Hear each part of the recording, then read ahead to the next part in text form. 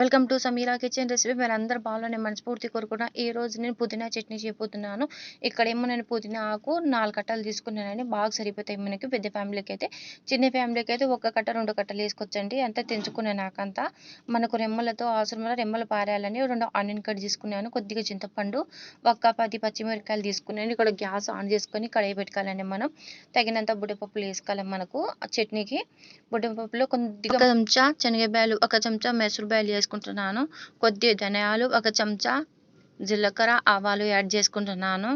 ఇక్కడ మెంతులు కూడా యాడ్ చేసుకున్నాను. మెంతులు కొద్దిగా వేసుకోవాలండి. మనం ఎక్కువ వేసుకోవద్దు, చేదికిపోతుంది ఇక్కడ. ఇవన్నీ వేసుకున్నాక కొద్దిగా ఆయిల్ వేసుకుని ఫ్రై చేసుకోవాలండి. ఇవన్నీ చూడండి, కొద్దిగా ఒక చెంచా నేను ఆయిల్ వేసుకుని ఫ్రై చేసుకున్నాను. అంతా ఫ్రై అయిపోయినాయి, బాగా ఫ్రై చేసుకోవాలండి. ఇప్పుడు నేను తీసుకున్నాక దీంట్లో తగినంత పచ్చిమిరపకాయలు యాడ్ చేసుకుంటున్నాను. ఒక 10 పచ్చిమిరపకాయలు, 2 ఆనియన్ వేసుకుని ఫ్రై చేసుకోవాలండి.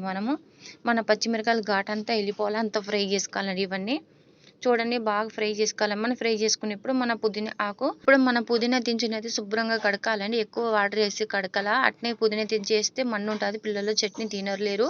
అందుకోసం కూరగాయలు తెచ్చినా ఏం తెచ్చినా మనం శుభ్రం చేసుకోవాలా. ఇప్పుడు బాగా శుభ్రం చేసుకుని చేతితో పిండి వేసుకోవాలండి. ఎక్కువ నీళ్ళు వేయవు దాంట్లో.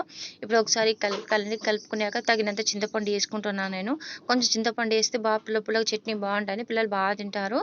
ఇప్పుడు ఒకసారి కలుపుకున్నాక మనం గ్యాస్ ఆన్ చేసి కొద్దిగా లైట్గా ఇక్కడ మసాలాన్ని చల్లగబడాలండి. మనకు వేడిలో మనం మిక్సీ పడితే నల్లగైపోతుంది మన చట్నీ అనేది.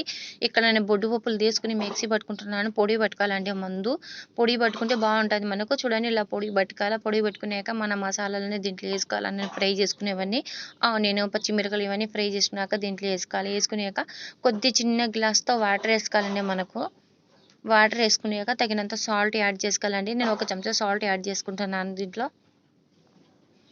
కొద్దిగా సాల్ట్ యాడ్ చేసినాక మళ్ళీ పేస్ట్ మాదిరి మెత్తగా పట్టుకోవాలండి. దీనికి చూడండి, ఇలా మెత్తగా పెట్టుకోవాలి. పుదీనా చట్నీ అనేది చాలా బాగుంటుందని, మనకి నిన్నాళ్ళు పెట్టుకున్న చెడిపోదు.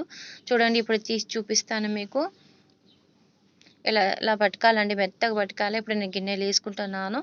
గిన్నెలు వేసుకున్నాక నేను తాలింపు వేసుకుంటాను. చాలా అంటే చాలా బాగుంటుంది ఈ చట్నీ అనేది. ఇప్పుడు గ్యాస్ ఆన్ చేసుకుంటున్నానండి. గ్యాస్ ఆన్ చేసుకున్నాక కడాయి పెట్టుకోవాలి. మనం ఇక్కడ కడాయి పెట్టుకున్నాక తగినంత ఆయిల్ వేసుకోవాలండి. చట్నీకి కొద్దిగా ఎక్కువనే పడుతుంది మనకు ఆయిల్ అనేది. ఇప్పుడు ఆయిల్ వేసుకుంటున్నాను. దీంట్లో జీలకర్ర, ఆవాలు వేసుకోవాలా. తెల్ల ఉల్లిపాయలు వేసుకుంటున్నా. ముందు తెల్ల ఉల్లిపాయలు కొద్దిగా మనకు ఫ్రై అయినాక శనగపప్పు, పెసరపప్పు ఇవన్నీ వేసుకోవాలండి. తాలింపుకి మిరపకాయలు వేసుకుంటున్నాను 4. కొద్దిగా కరివేపాకు వేసుకోవాలండి. మనము దీంట్లో కరివేపాకు వేస్తే చాలా బాగుంటుంది చట్నీలో. చూడండి, చట్నీలో కరివేపాకు వేసుకుంటున్నాను. ఇప్పుడు అన్నీ ఎర్రగా ఫ్రై చేసుకోవాలండి. మనం ఫ్రై చేసినప్పుడు తాలింపు వేసుకోవాలి. చాలా అంటే చాలా బాగుంటుందండి. మీరు తప్పక ట్రై చేసినాక నా కామెంట్లో చెప్పండి మా పుదీనా చట్నీ ఎట్లా ఉందో.